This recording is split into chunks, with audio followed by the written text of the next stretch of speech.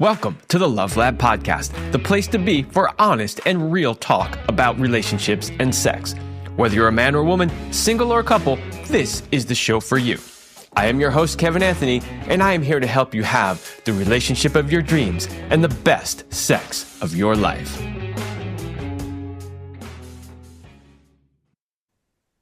All right, welcome back to the Love Lab Podcast. This is episode 406, and it is titled, Shame is Telling You Something Important. Are you listening? So today we're going to be talking about shame, and I've talked about shame here and there about different aspects of it over the course of, the shows I've done here on the Love Lab Podcast. But it keeps coming up because it's such an important topic. It comes up over and over and over again. It comes up with almost every client that I coach. There's always some component of it there.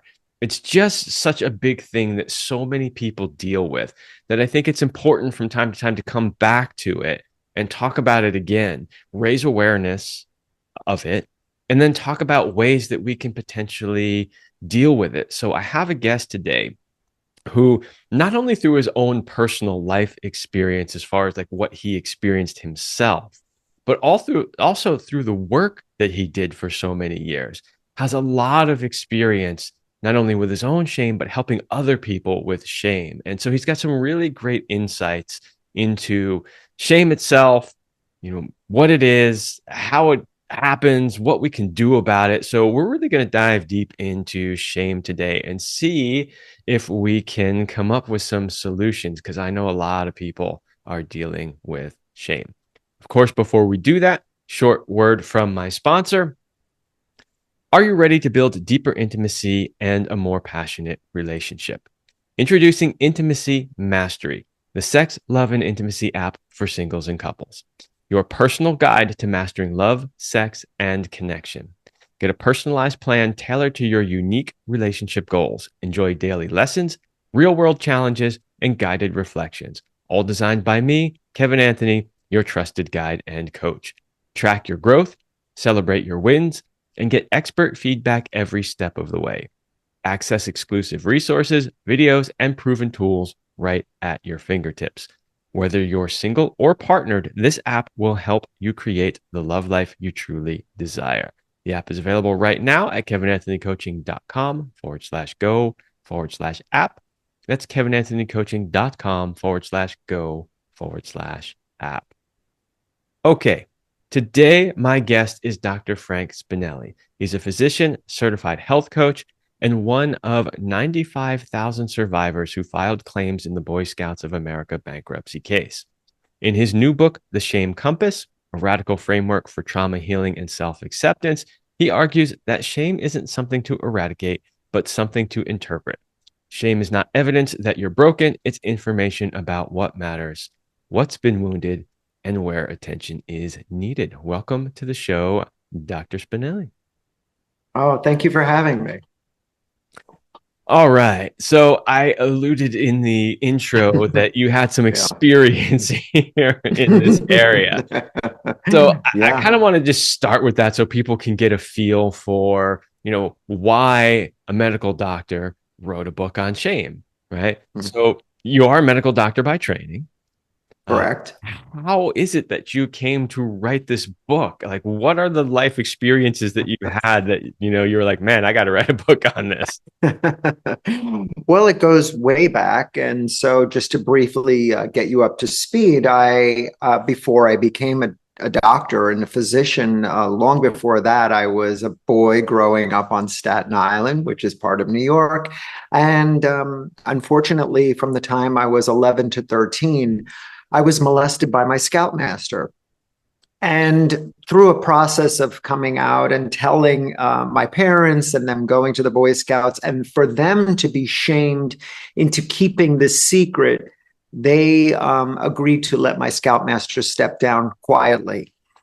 Cut to many years later, many years of really good therapy with an art therapist, which, by the way, I think saved my life. I ended up going to medical school, and lo and behold, became a physician and started writing a column on health. I wrote a men's health book. And on the book tour, I came across some old friends from Staten Island, and that sparked a memory of my scoutmaster. And I looked him up, and I discovered that the year after he stepped down quietly, and my parents were shamed into not saying anything because this would bring humiliation onto the family, he had adopted a boy. He wrote a book, became Father of the Year, and was on the Today Show. And so I tracked him down and I spoke with him. And of course, he didn't remember me. But what I discovered was something even more horrifying. He had adopted 15 boys over the course of the several decades. And they were all boys with special needs. And he still had some in his care. And so cut to now, I worked with the police. I wore a wiretap, all these crazy things that I would have never thought this young man from Staten Island would have ever done. I did. And we did bring him to justice. And I worked very long and hard with another therapist. And I felt that all the guilt and shame children of trauma grow up to feel as adults. I thought I had put that all behind me, and I thought I had become a successful physician. I had gotten married. I was happy. But something happened, something that happened to all of us.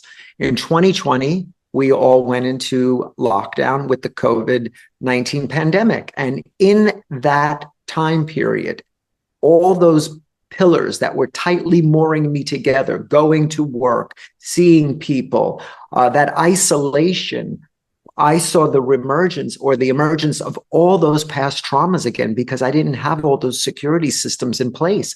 And I realized that the shame I had been thinking I foolishly had gotten past was still there below the surface. And I had decided from that point on, after a period where I was abusing alcohol or misusing alcohol, that I needed to get my life back in order. And I realized that the root cause was the shame that I experienced as a child.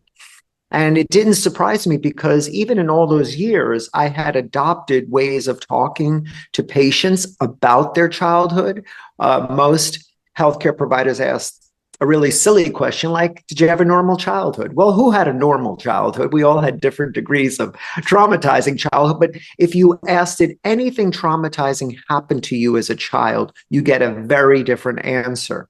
And after speaking to hundreds of men and women, I discovered this common theme that if you experience childhood trauma, you are more than likely going to experience lifelong shame, and you may, in the present, want to relive those past traumas in adult relationships, because in some way you want to go back and change them. You want to right that wrong, and that is a trap. It's a myth.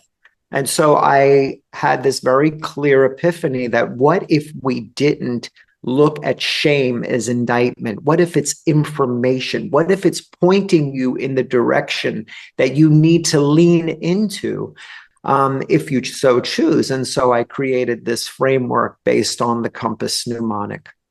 Yeah, we're going to dive into all of that stuff more as we go along. But I mean, first of all, I just want to say that you and I talked in the pre-interview, and you shared a little bit of your story, of course, which is why I'm asking this question.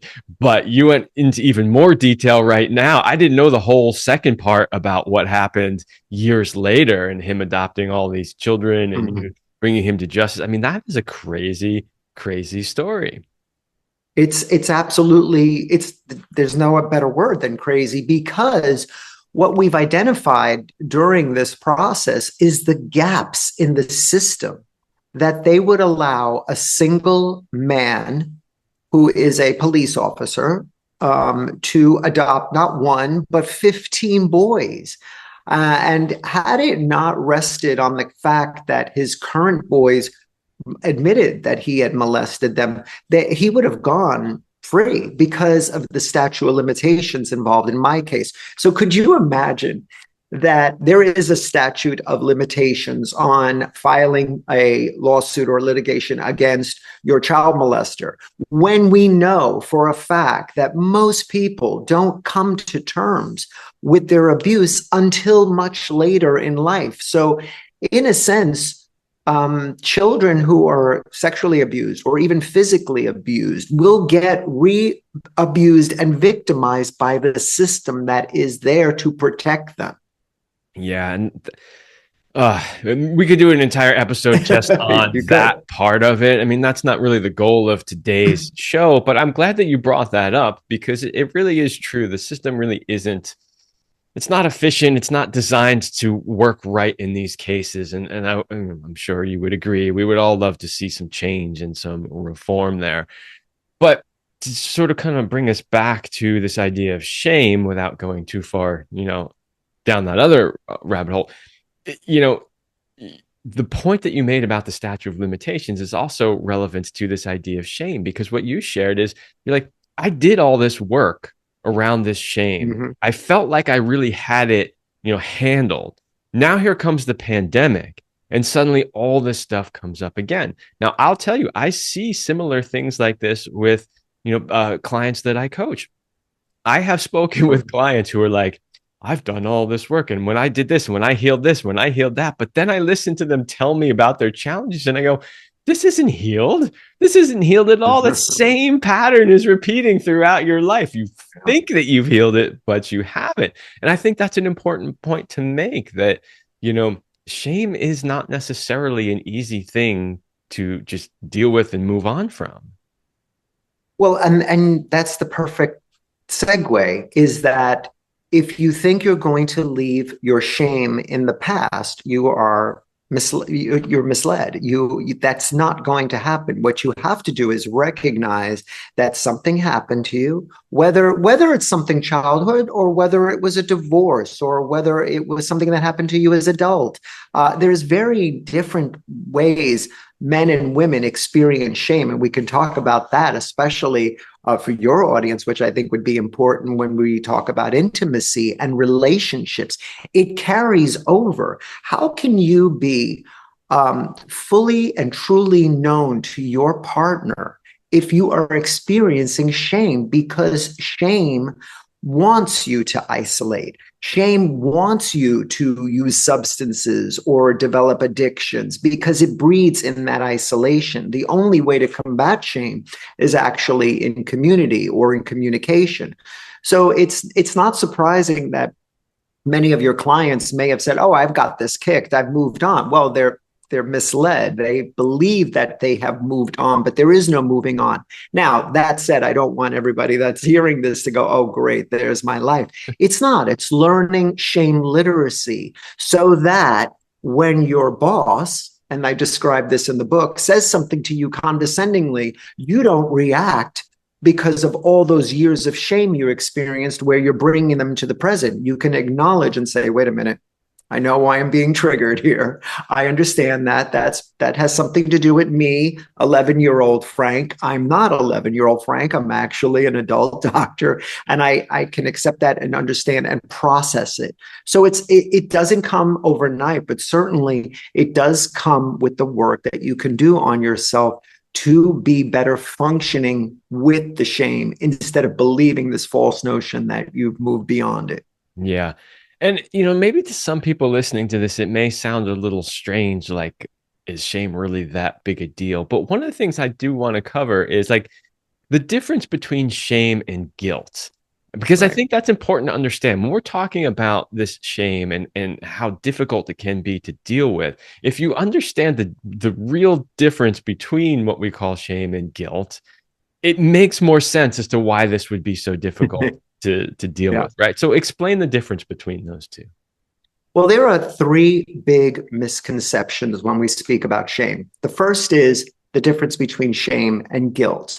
So they are not the same. Guilt says, I did something wrong or I did something bad. It's about behavior, and it's actually helpful because you can learn from it. You can change your behavior. I did something bad to my best friend. I'm going to apologize to make up for it. Shame says, I'm bad. It's about identity. It's corrosive. And we tend to believe it. But the point is, you didn't install that. Whoever traumatized you installed that notion that you are a bad person.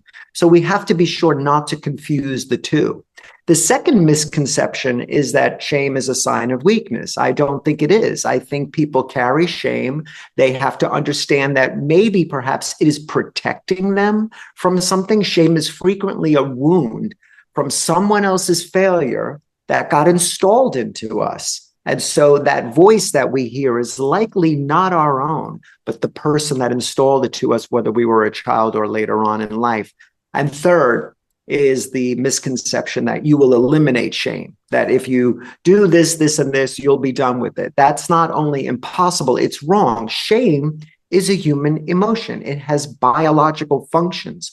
So the goal is to become fluid in it, to learn what it is communicating rather than spending all that energy trying to run away from it, because that's not going to happen. Yeah. And the reason why I wanted to talk about, the difference between shame and guilt is because, like you accurately said, if you did something wrong to somebody, you can just go apologize and say, you know what, I screwed up. I'm sorry. Here's how I'll make it right. And generally, that's enough to move past it. But if you truly believe that you're a bad person, right? I mean, that's the shame part, right? The guilt is I did something bad. The shame part is I am bad, right? Mm-hmm. So if you truly believe that you are a bad person, like that's not something you can just, I apologize for and it's all better. And that's the point I really wanted to make with that. I wanted people to understand that when we're talking about shame and the difficulties with dealing with shame, you realize that you have to confront a deep rooted belief that somehow you are not a good person, like at Yeah. a much deeper level than what we would consider guilt. That's why it's so difficult to work with. Yeah, I totally agree. I think you said it well. But it's funny because when you think about the way I grew up, I went to Catholic school, we had nuns. And what did they do? They shamed you all the time. It was considered a form of reprimand to shame you in front of the class and shame you in front of all your friends to curtail your behavior, but it doesn't work.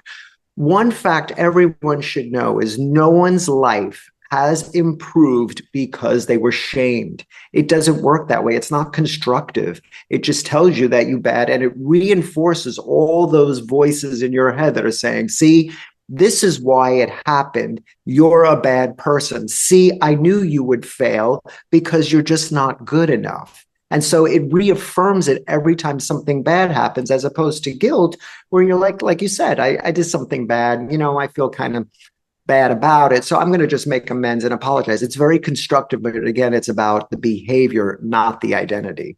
Yeah. You and I, so we grew up in a very similar part of the country at a very similar time. I don't know how old you are, but I'm guessing we're probably pretty close to the same age.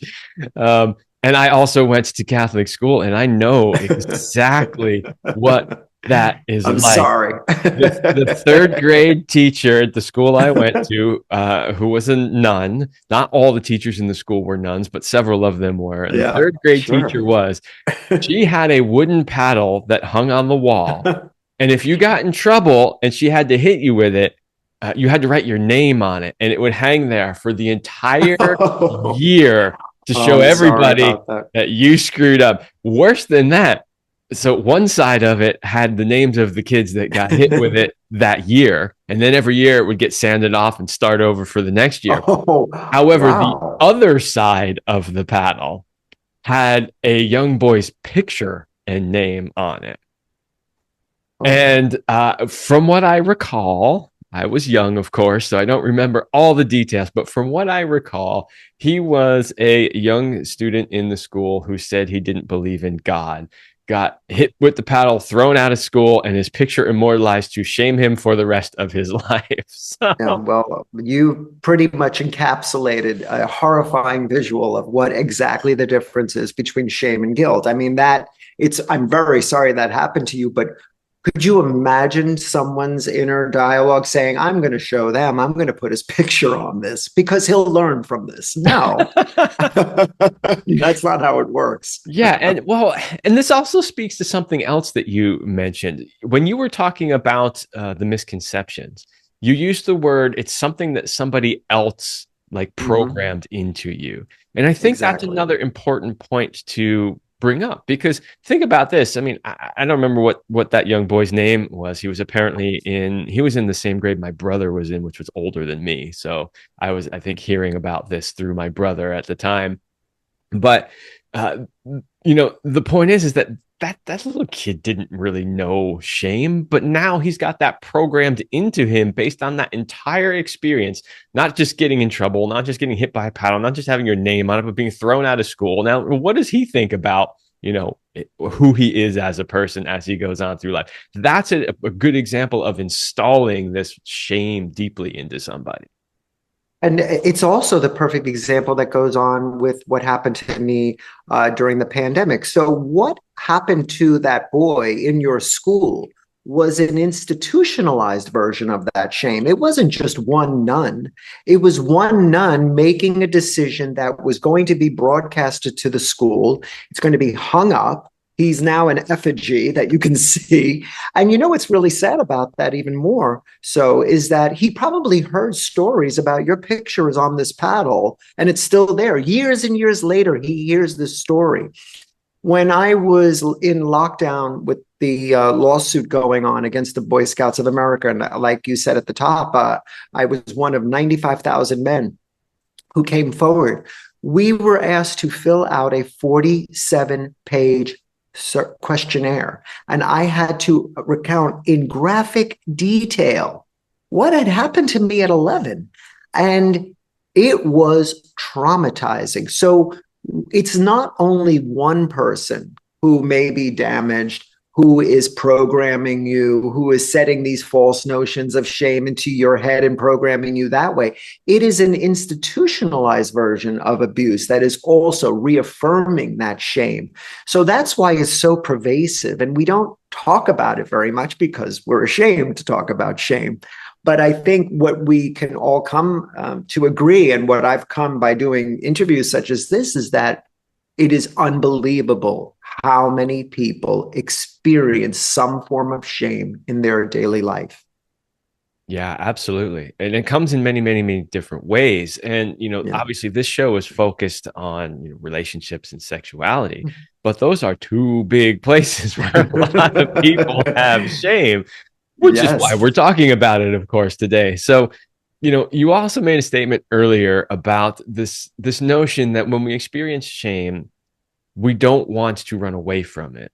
We want to Mhm. actually move towards it. And I think this is a good time to talk about why we would want to do that. Because you also did just mention a moment ago that, you had to, in the lawsuit, recount all this traumatic stuff, which of course brings it all up again. So, on the one hand, we're telling people, move towards it. Don't, push it away. And then on the other hand, we're saying, like, yeah, but that could then re-traumatize. So let's clear that up a little bit. Let's talk about why it's important to move towards it, and like how people could do that in a way that's not going to potentially be re-traumatizing.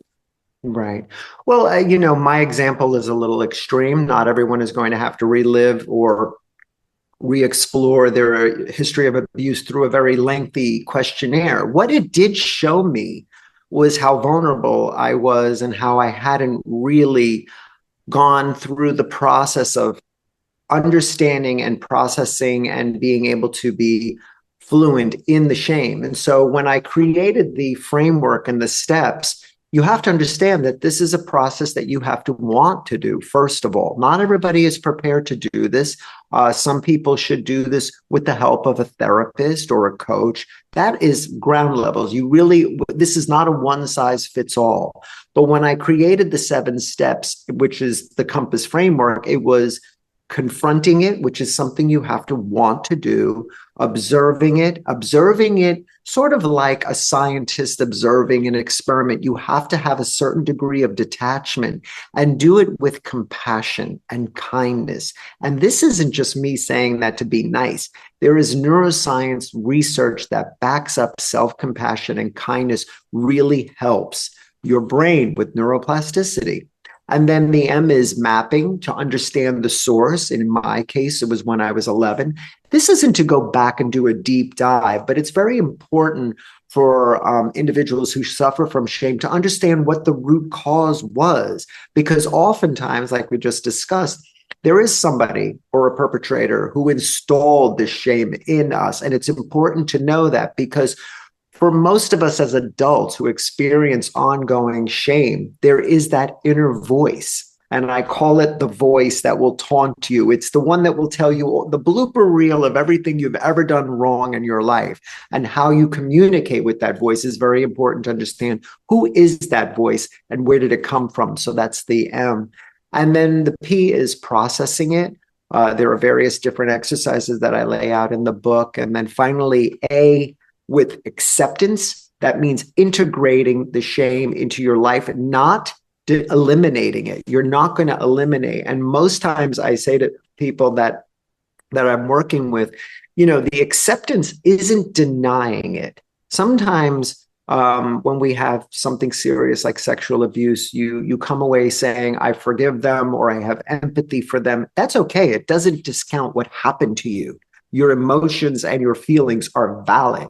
And then S, the first S is sustaining it. How do you develop a fluency so that, like I described earlier, when something happens and you're triggered, you could say, okay, I know what this is. And you go through the framework. And then finally, the last S is optional. The last S is not for everybody, but it is for a lot of people, and it is service. When we allow ourselves to speak our truth or speak our story, it helps us, but it's also transactional. So here I am talking to you. Hopefully you're getting something out of this. Hopefully your listeners are getting something out of this, but I am getting something out of this. And in that process, we minimize the shame, because shame does not like to live in community. It wants you to be isolated. It loves to feed in the dark. So that's where the framework came from. Yeah. And, in a little bit, we'll take a break. And when we come back, I want to really dive into that framework a little bit more. But before we get there, I mentioned something earlier about this idea that, relationships and sexuality, those are places where shame shows up a lot. And I remember we talked a little bit about this in the pre-interview, but I'm curious, why do you think shame is so much more present when it comes to the bedroom? Why do we see so much shame around sexuality and, how we relate in the bedroom?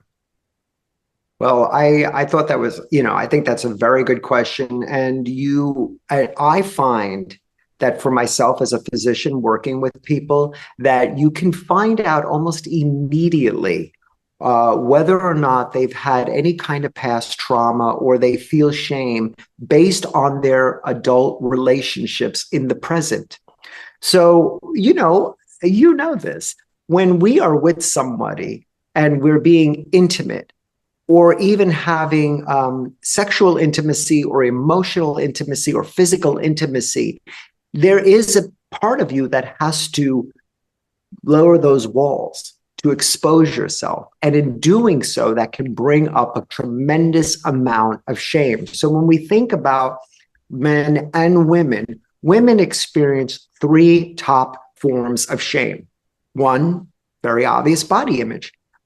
So of course, if you're not feeling good in your own body, that would bring on a certain degree of shame that will manifest itself in feeling a little standoffish with your partner. And if you don't communicate that, what happens? Your partner then interprets that as maybe they're just not into me. Then there is the second one, which is desire and appetite. Perhaps a woman wanting too much sex is perceived as being slutty in her mind, maybe because of a childhood trauma or somebody who told her that, like a parent or a church or a school. And so that may bring on feelings of not wanting to deny their sexual hunger. And then certainly their sexual history, feeling shameful about the number of partners, past mistakes, whether or not they had unwanted pregnancies.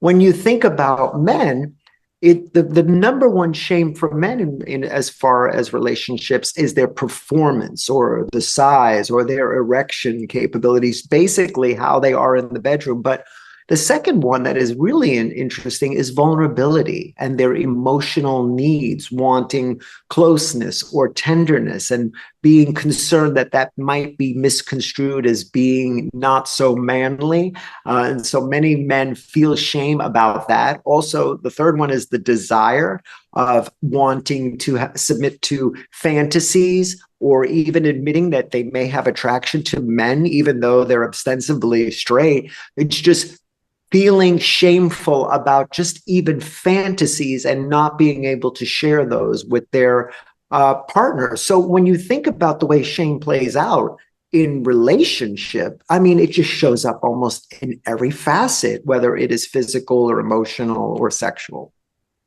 Yeah, that is really true. And I love how you broke that down between the differences in how women, where the shame comes from and where the shame comes from for men, because I think you're right on with that assessment. Now, granted, we can't cover every possible way and there's overlap and all of that. So don't anybody start Sure. screaming about, well, I'm a woman and I, had performance like yes, we get that because I know I'll hear it in the Well, these were comments. the top three. I mean, Right. there are more, and there's more shades of gray. But outside of that intimacy, most that women have a whole nother shame, which is their ability to be mothers or their inability to mother a child. And men, one of the most that's outside the realm of the intimate relationship is just being the man of the house, feeling shame about not being the breadwinner. Because these are all, what are these again? These are voices that have been installed in us as children,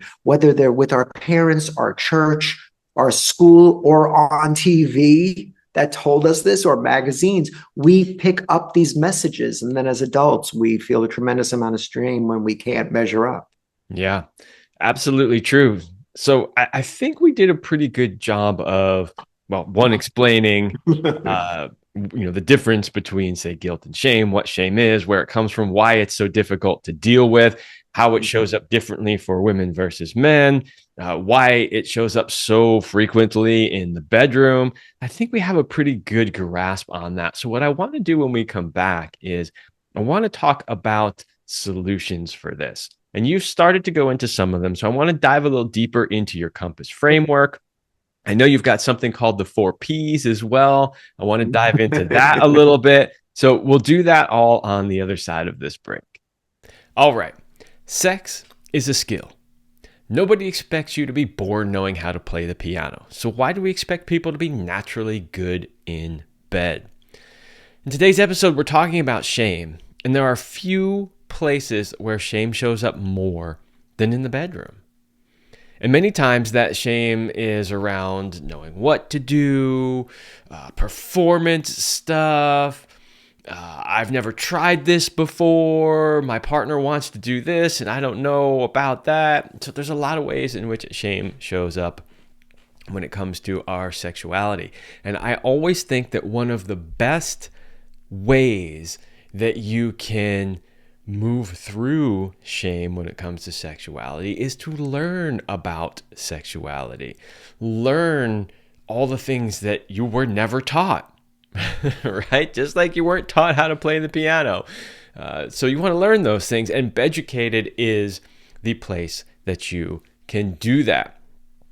Interestingly enough, we usually focus when we do these commercials for Beducated on, the content about, sexual skills and stuff. And that's great. And they've got tons of stuff on sexual skills. But did you also know that they have courses on things like boundaries, destigmatizing STDs, right?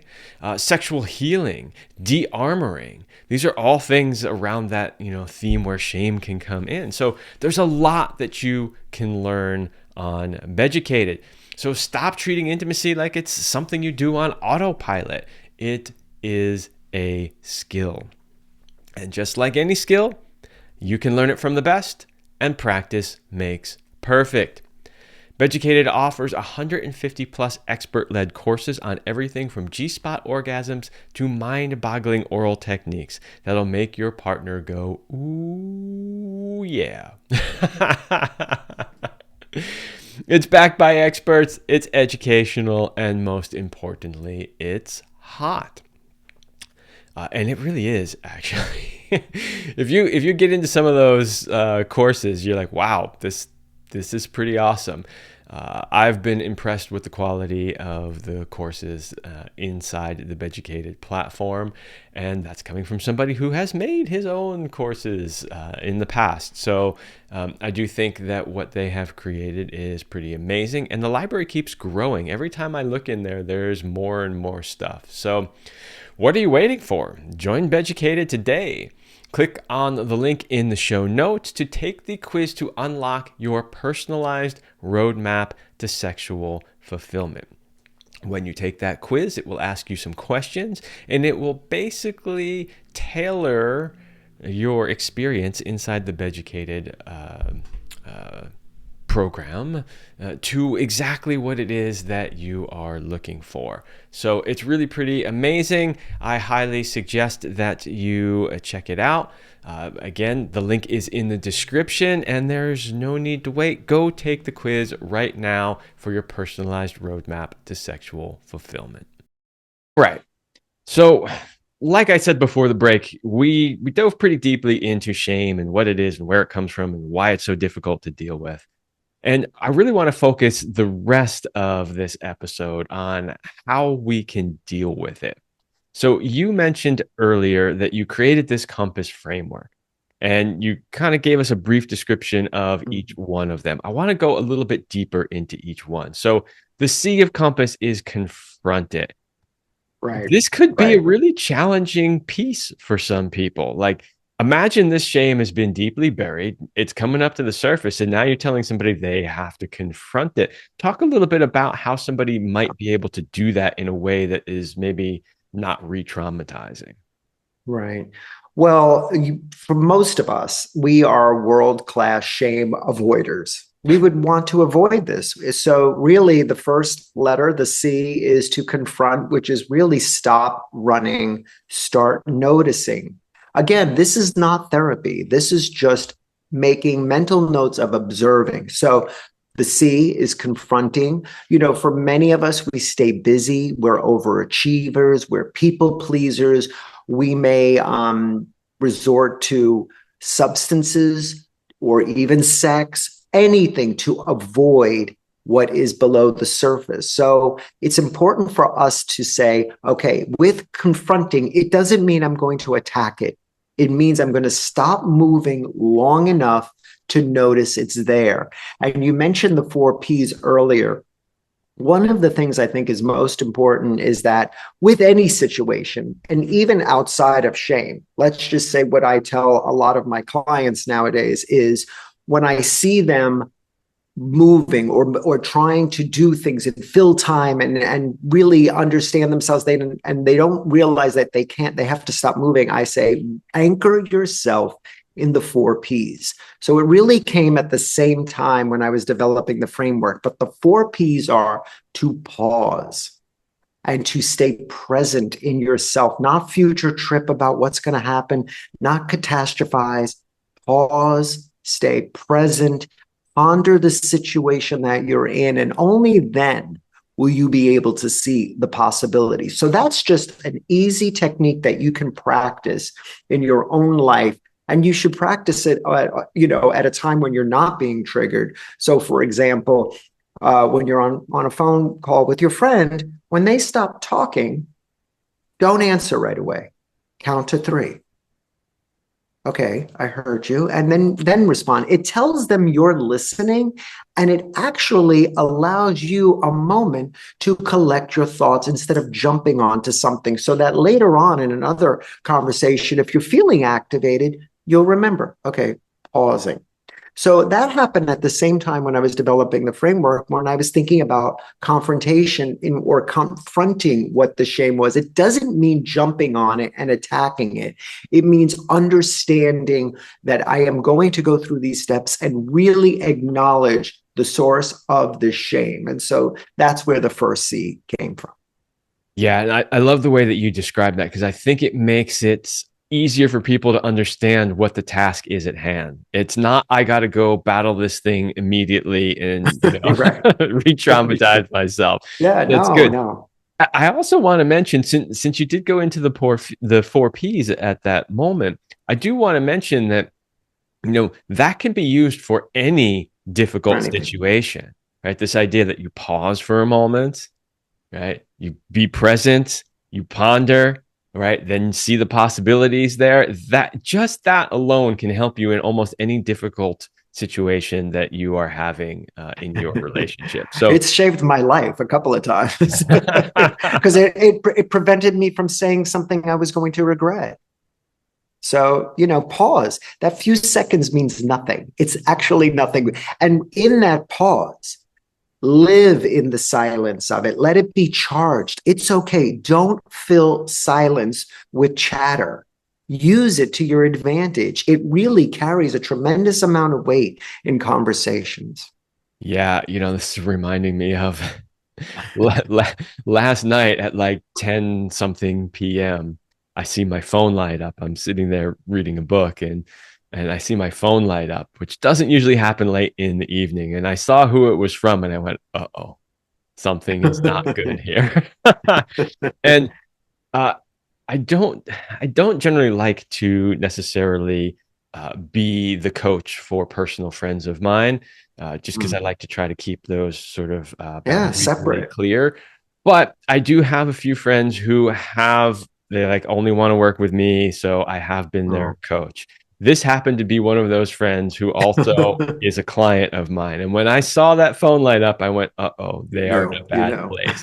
And sure enough, they were in a bad place, and I had to kind of talk them through that in that moment.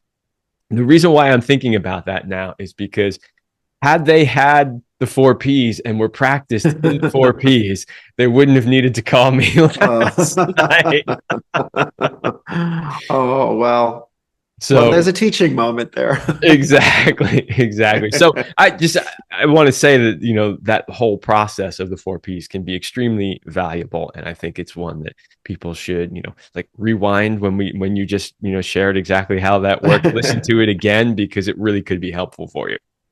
Yeah, it helped me, especially with someone who I felt was very triggering because of the tone of their voice. It just brought something out of me, and I just realized, no, just pause, just stay quiet for about 2 to 3 seconds. It's not really that much time. No, it's not. Although in a heated situation, it feels like it, but it's It feels not. like eternity. Right. Okay, so we covered the C. Let's talk about the O. So Well, observing. okay. So What? like I said earlier, you want to observe the shame when it is present. So the next step is to observe it and immediately believing in it, but not fighting it. And there is neuroscience, like I said, that is very useful. Shame has a physical signature. Most people, you can tell when they feel shame. They drop their gaze, they may hunch their shoulders, they may get red in the face. You can see it, it's physical. When you notice those physical cues in your body, it's important for you to say, what is shame saying to me? What is the belief underneath it? And where did I first learn this? Observing it almost in a clinical sense. And that's all you need to do is just be conscious. I'm feeling shame. What is this? Observing it and not being judgmental when it comes to this feeling, or certainly when we're feeling those physical cues, because they can feel very unsettling. You're like, oh, everybody can see the shame. It's like I got a big red A on my chest. You know what I mean? You feel it and you feel everybody's noticing you. But if you could just not be judgmental about it and just accept it and say, okay, I'm getting what's happening here, and be observing it as if you were a scientist observing a specimen. Yeah, it's basically you need to bring it into your awareness, right? You need to be Mm-hmm. aware that this is actually here. And that's such a huge part of so many of the things that, I'm teaching when I'm coaching people is you can't solve something that you're not aware of, right? And Right. so people are saying, well, what do I do about it? I go, well, the first step is you got to bring it into your awareness. You have to understand that this is actually here, right? So observing this shame is going, oh, I realize I've got some shame here that maybe I Mm-hmm. thought I got rid of or I didn't even know I had, whatever it is. Okay, now it's here. But of course, that very accurately leads to the next one, which is map it back to source, right? Because now we go, oh, it's in my awareness. I realize there's some shame here. where did this come from? Talk a little bit about mapping it back to source. Well, that was perfect lead up. So you're observing it clinically. Okay, I know what this is. I'm going to be mindful of it, and then say, okay, now I'm a detective, and ask yourself, where did this come from? What was the origin? And again, it's not about doing a deep dive, and if you want to, you can work with a therapist, but we're just asking you to do this exercise. So, what was this? Maybe it was a teacher, a coach, whatever it was, just name it, understand it, map it. And when we trace it back to the origin, where we were in our lives, how old we were, what were the circumstances, it provides context for something much more deeper and much more profound that you can use in the present. So that's mapping. Yeah. I always find it really important to try to get to the source of the challenges, whether it's, sexual dysfunction, or whether it's shame, or whether it's, relationship patterns that are playing out. Unlike maybe some therapists, I don't like to spend a ton of time on the source. Like, in other Yeah. words, I don't want to spend the next year with the person talking about every detail of their Right. childhood and how that maps back to the thing. But I do find that it's really important, not 100% necessary, because sometimes clients are like, I really don't know. Like, they really can't figure out where it maps back to.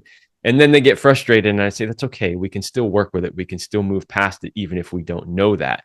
Right. But I do find that it is generally a lot easier to deal with these things if you can figure out where the source came from. So just to like take yours for an example, let's say that you were unaware of, where your shame came from. And then at some point you realized, oh my God, I think I have this memory that when I was 11, I was molested.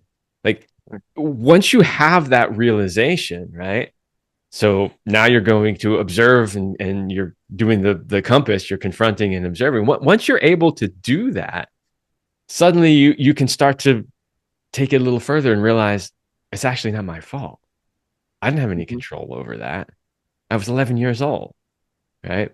So I think it just makes it easier for people to deal with, because without that awareness, right, you're thinking you really are just a bad person, right? Right. Now you have that awareness and you realize I'm not a bad person, but somebody did something bad to me and that's not my fault. I think that goes a long way towards helping people deal with a lot of these things. And that's why I think at least figuring out what that source is can be so helpful.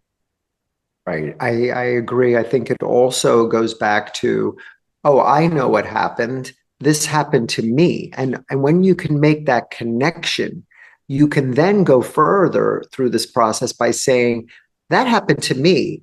I didn't deserve that. I didn't ask for that. That happened. So once you make that distinction, it sort of alleviates a little bit of the, well, I'm a bad person and that's why it happened. That's not it at all, but that's what was installed in us. And Yeah. so then that's perfectly leads us to P, which is the processing, which is about what I call in the book the three bodies, which is the physical body. Where is the shame stored somatically? Where is it showing up? Is it showing up in my face when it's burning red, or is it showing up in my nervous system where I'm shaking? Understanding the physical implications of that shame. And then, of course, what that story is, what's that inner voice saying to you? The script that you may be hearing over and over that you've just learned to believe over time and not ever questioning. And while we're on the point of that, the story part, we recycle so many thoughts a day. We really do. And when we're having those negative thoughts or those intrusive thoughts where somebody's saying, well, you messed up and I knew you would because you're no good, it's important for us in that time, in that pause, to say, wait a minute, wait a minute, wait a minute. Those are thoughts. They're not necessarily facts. So, what are the facts? If you can talk to yourself like you would to your best friend, what would you say? Okay, you know what? I remember last night very clearly. I was not drunk. I remember that conversation. No, you were not a fool. You were having a good time. Everybody was laughing. I don't know what all this shame is about, but it certainly wasn't about last night. If you can just do that to yourself, instead of listening to the loop, you can break the cycle. And then the third part of that three body exercise is understanding the relational body, which is how shame plays out in connections with other. And this is very important for the sake of this conversation, is we will build walls to distance ourselves, especially with intimacy. And this is sabotaging for intimacy. Walls are not boundaries. Boundaries are where I end and you begin. Walls are when I put a wall up between us and to say, I'm not talking about that. I'm not looking at it. I don't want to know about that. And that's really at the detriment of what shame can do to relationships. Yeah, absolutely. And I love that distinction between boundaries and walls. They are very different things. Very. I actually spend a fair amount of time trying to help I people bet. understand the difference between those because people will very often put walls up and think they're setting boundaries. Like, no, Yeah, that's not a yeah. boundary. That's a wall. And we're not taught to set boundaries. I know we weren't. What are some of the things that you hear as children? Oh, we don't want to make trouble. Don't ruffle any feathers. Just, it's no big deal. That's all letting everything just be porous. And so what happens when you have trauma, fight, flight, or freeze, or fawning, people pleasing? I'm going to make everything okay, okay. That doesn't do you any good.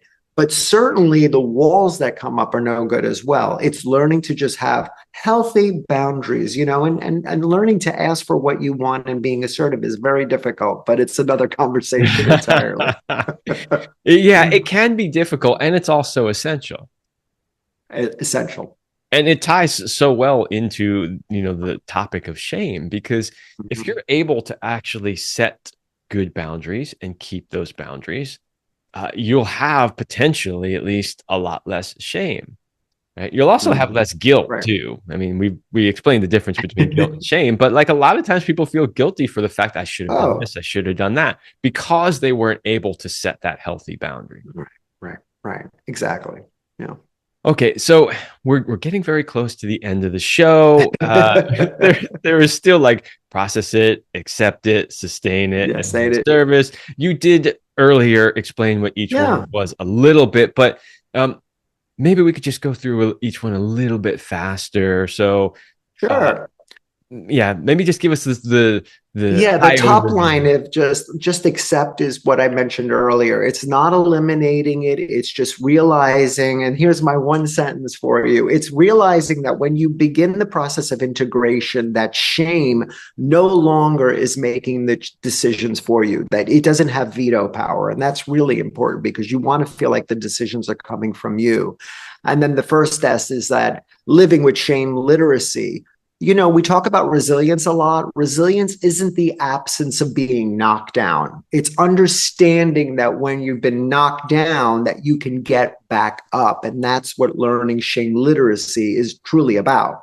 And then the last ask, which I mentioned earlier, is the service, which I think is very important, but not for everybody. It's being able to share your story in service of others, but also in service of yourself to dismantle shame. Don't give it so much power. Allow yourself to say, there's no shame in my game. I mean, when I was saying that, I realized that's actually very true. There is no shame in my game in talking about shame, because I think once we do that, we dispel those myths and we make it part of a conversation that's actually really important. Yeah, I do agree with that. And a lot of the feedback I've gotten about this show over the years is because I talk so openly and freely about things, of a sexual nature that are generally very difficult for people to talk about. People always say, "Man, you talk about it so easily. Like I feel like it gives me permission to talk about it." I go, "Yes, Yeah, that's the whole point of having these you're conversations, right?" doing it. Yeah, And and you're and I doing it. I also want to commend you for being so public Oh, and vocal about what you went through because there could be a lot of shame around having been through that process. And the fact that you can come on here, you wrote a book about it, talk so openly about it, right? I think does the same thing. It gives people permission to do the same. And I think right. that's tremendously valuable. Yeah, I agree. I think what you're doing here is very important. We are very shameful about sexuality because we're taught to do that. We're taught to cover up. We don't talk freely. So what you do on this show is very relevant and very important to so many people. Well, thank you. I appreciate that. So, as we're at the end of the show, I do want to give you an opportunity. Please tell the listeners where they can find more about you and your book if they want to dive deeper into the Compass framework. And I'm sure there is so much more in the book than we could cover in today's show. Yeah. Where can they find it? Yeah.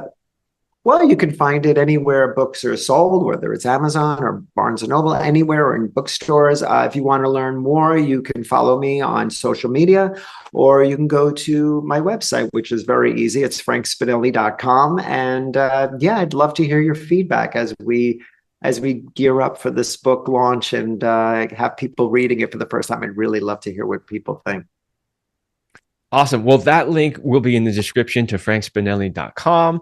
And of course, you can find him on social media. And I definitely encourage you, if you are dealing in any way with shame, which most people are to some extent, definitely pick up the book and give it a read. Because if it even helps you just a little bit, it was well worth the price of picking Oh, up the book. So thank you. Appreciate it. Dr. Spinelli, I want to thank you for coming on the show. And like I said, talking so openly and freely about your own experience and providing tools that could really help people. Oh, well, thank you for inviting me. I was really, really honored to be on this show. You are very welcome. All right, everybody. That's all the time I have for this episode, and I'll see you next week.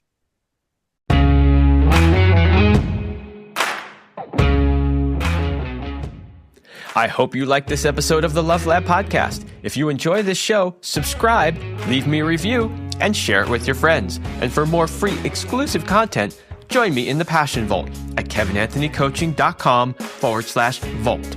That's kevinanthonycoaching.com/vault. Thanks for listening. And remember, as Celine used to say, you're amazing.